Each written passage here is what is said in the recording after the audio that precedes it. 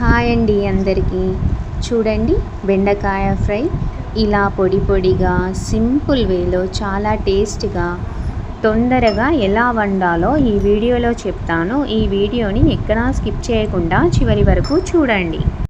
ముందుగా ఒక అర కేజీ బెండకాయలను శుభ్రంగా కడిగి ఇలా చిన్న ముక్కలుగా కట్ చేసుకొని తీసుకున్నాను. స్టవ్ ఆన్ చేసి స్టవ్ పై ప్యాన్ని పెట్టుకొని ఇందులోకి 2 టేబుల్ స్పూన్ల ఆయిల్ని వేసుకోవాలి. ఆయిల్ హీట్ అయ్యాక 1/2 టీ స్పూన్ ఆవాలు, 1/2 టీ స్పూన్ జీలకర్ర, ఈ ఆవాలు జీలకర్ర ఇలా కొంచెం ఫ్రై చేసుకొని ఇందులోకి కట్ చేసుకున్న ఒక 2 పచ్చిమిర్చి, ఒక ఉల్లిగడ్డను ఇలా చిన్న ముక్కలుగా కట్ చేసుకొని ఇదే ప్యాన్లోకి వేసుకోవాలి. ఇదంతా స్పూన్తో ఇలా బాగా కలుపుకోవాలి. ఈ ఉల్లి ముక్కలు పచ్చిమిర్చి ఇలా కొంచెం ఫ్రై అయ్యాక ఇందులోకి ఒక రెమ్మ కరివేపాకును వేసుకోవాలి. అలాగే ఒక 1/2 టీ స్పూన్ పసుపుని వేసుకొని స్పూన్తో ఇదంతా ఇలా బాగా కలుపుకోవాలి. ఇప్పుడు ఇందులోకి మనం ముందుగా కట్ చేసి ఉంచుకున్న బెండకాయ ముక్కలని వేసుకోవాలి.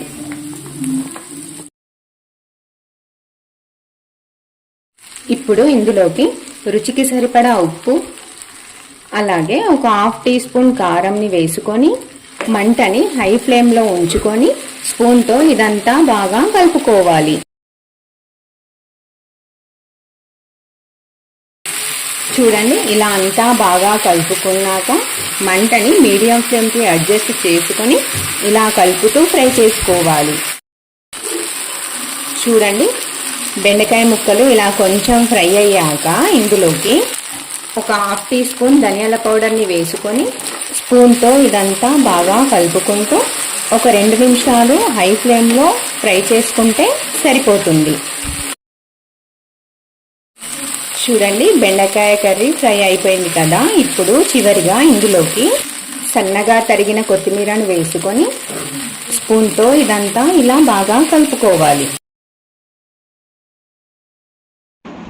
చూడండి, వేడి వేడి బెండకాయ కర్రీ రెడీ అయిపోయింది. ఇలా సింపుల్ వేలో మీరు కూడా ట్రై చేయండి.